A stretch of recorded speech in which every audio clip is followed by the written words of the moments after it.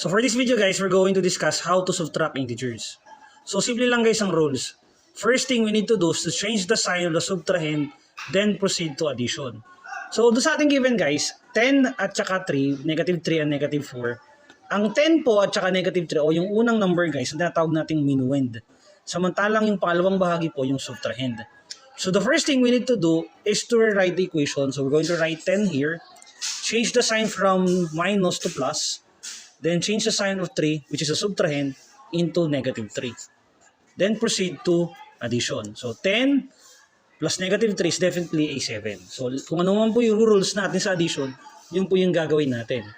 For this item, we have a negative 3 and negative 4. We change the sign of negative 4 into positive 4 by negative 3 plus positive 4. And definitely, our answer is 1. So ganun guys kasimple kung paanong mag-subtract ng integers.